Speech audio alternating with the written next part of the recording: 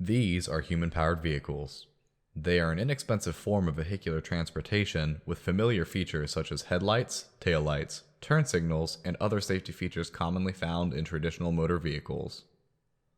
This particular vehicle is the Liberty Aero. The Liberty Aero is capable of speeds of up to 40 miles per hour.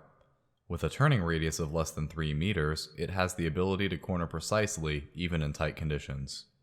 Traveling at 17 miles per hour, it is capable of braking on a paved road within 6 meters. Even at top speed, the vehicle is stable and easy to control for long periods of time. Should a vehicle rollover ever occur, the driver would be protected from harm by numerous safety systems. Now, let's see how it's made.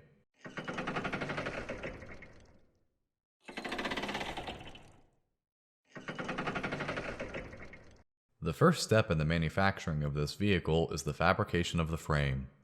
The frame is made of 4130 chromoly steel tubing with a wall thickness of 1/20th of an inch. This design ensures that the vehicle is as light as possible. Once the tubing is acquired, first it must be bent into the shape of the frame members. A pneumatic bender is used to form these shapes without crushing the tube.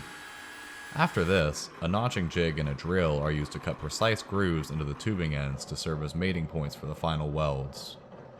The tubes are then put together on a wooden jig that holds the members in the correct position so that they can be welded.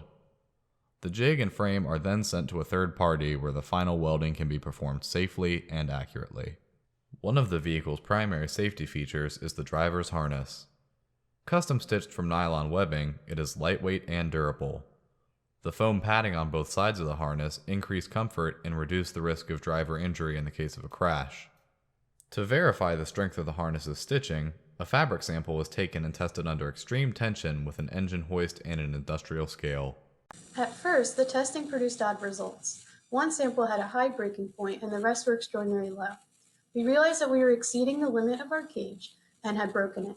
After purchasing a new cage, we ensured that we would not come within 10% of its limits and tested 5 more straps, providing us with a 95% confidence interval that the stitching would survive the required 3,340 newtons force. Now on to the seat.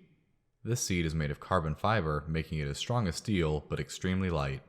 The purpose for it being low to the ground is twofold. The lower center of gravity reduces the risk of a rollover event and increases the safety of the driver. Second, it provides the vehicle with a lower profile, increasing the aerodynamic potential of the vehicle. One final safety feature that may not be immediately obvious is the shoulder safety bars. These are small half-inch diameter tubes which are welded next to the driver's shoulders. They protect the driver and keep them in the vehicle in case of a crash. The Liberty Aero is a tadpole tricycle. This means that there are 2 wheels in the front and 1 in the rear, which helps give the vehicle its excellent stability. The rear wheel is driven by an 11-speed cassette, propelling the vehicle forward. The pedals at the front are connected with a 54-tooth chain ring. These components together allow the bike to reach its maximum speed of 40 miles per hour.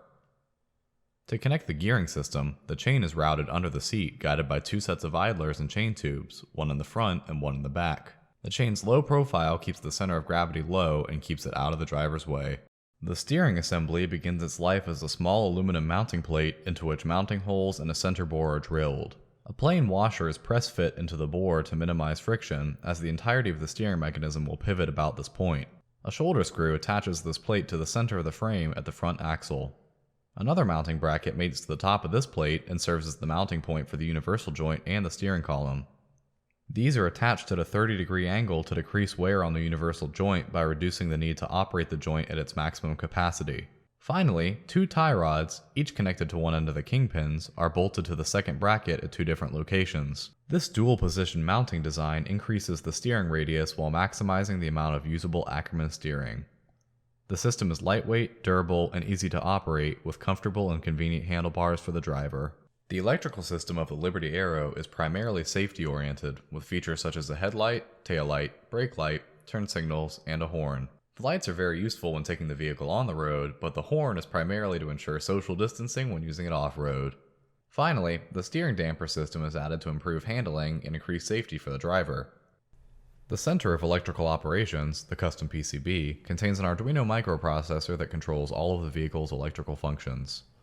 This is housed in a 3D printed casing attached to the front of the vehicle. The final component of the Liberty Aero is the fairing. Air resistance is a major hindrance when cycling, especially when traveling at high speeds. Human-powered vehicles use a fairing to overcome this by deflecting incoming air around the vehicle. The fairing for the Liberty Aero starts as a custom mold. This mold is formed using PVC pipe and chicken wire to make a preliminary structure. Paper mache is then layered on top of the wire and a coat of epoxy is carefully applied. The plastic sheeting that will become the actual fairing is then heated and pulled down over the mold before being quenched in a cold bath. Once it is cooled, the fairing is then cut from its support material and attached to the vehicle. With the Liberty Aero, non-motorized, inexpensive vehicular travel is no longer a fiction but a reality. Frantically pedaling away from the coronavirus has never looked this good.